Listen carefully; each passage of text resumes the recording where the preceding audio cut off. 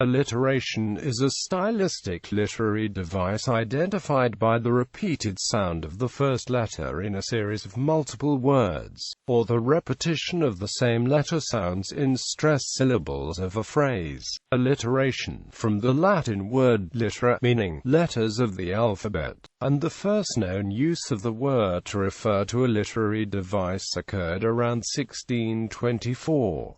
Alliteration narrowly refers to the repetition of a letter in any syllables that, according to the poem's meter, are stressed, as in James Thomson's verse "Come, dragging the lazy languid line along." Another example is Peter Piper picked a peck of pickled peppers. Consonance is a broader literary device identified by the repetition of consonant sounds at any point in a word. Alliteration is a special case of consonance where the repeated consonant sound is at the stressed syllable. Alliteration may also include the use of different consonants with similar properties, such as alliterating Z with S, as does the author of Sir Gawain and the Green Knight, or as Anglo-Saxon poets would alliterate hard, fricative G with soft G. This is known as listlance. There is one specialized form of alliteration called symmetrical alliteration.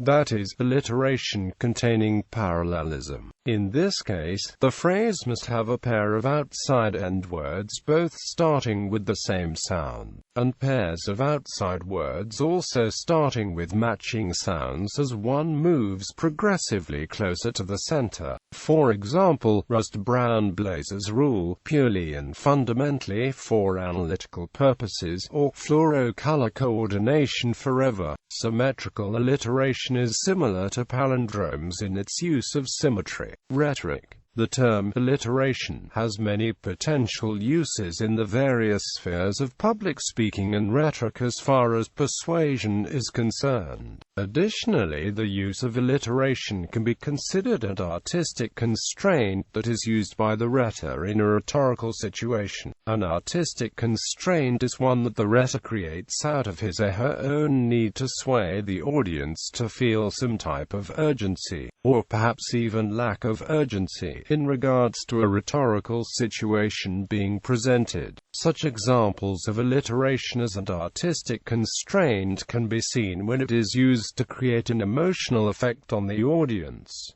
For example, H or E sounds can soothe, whereas a P or a B sound can be percussive and attention-grabbing. S sounds can imply danger or make the audience feel as if they are being deceived. Alliteration also serves as a linguistic rhetorical device more commonly used in persuasive public speaking. Rhetoric is broadly defined as the art of persuasion, which has from earliest times been concerned with specific techniques for effective communication. Alliteration serves to intensify any attitude being signified. Its significance as a rhetorical device is that it adds a textual complexity to a speech, making it more engaging, moving, and memorable. The use of alliteration in a speech captivates a person's auditory senses that assists in creating a mood for the speaker. The use of a repeating sound or letter forces an audience's attention because of the distinct and noticeable nature. The auditory senses, hearing and listening, seem to perk up and pay attention with the constant sounds of alliteration. It also evokes emotion, which is key in persuading an audience. The idea of pathos solidifies that playing to a person's emotions is key in persuading them and connecting them to the argument that is being made. For example, the use of a H sound can produce a feeling of calmness. Other sounds can create feelings of happiness, discord, or anger, depending on the context of the alliteration. These feelings become memorable to a listener, which have been created by alliteration. The most common example of this is in John F. Kennedy's inaugural address, where he uses alliteration 21 times throughout his speech. The last paragraph of his speech is given as an example here. Finally, whether you are citizens of America or citizens of the world, ask of us here the same high standards of strength and sacrifice which we ask of you, with a good conscience our only sure reward, with history the final judge of our deeds. Let us go forth to lead the land we love, asking his blessing and his help, but knowing that here on earth God's work must truly be our own.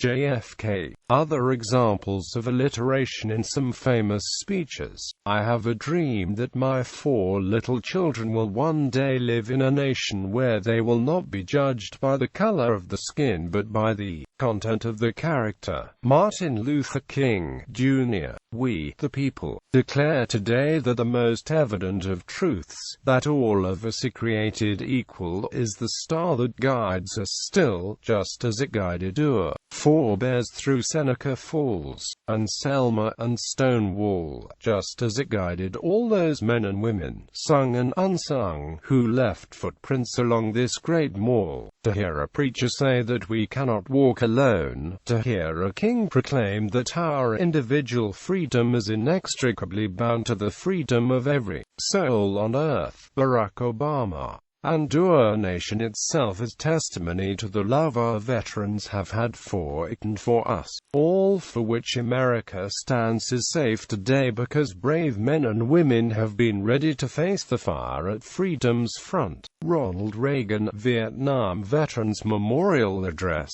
7 years ago our fathers brought forth on this continent a new nation, conceived in liberty, and dedicated to the proposition that all men are created equal. Abraham Lincoln, Gettysburg Address.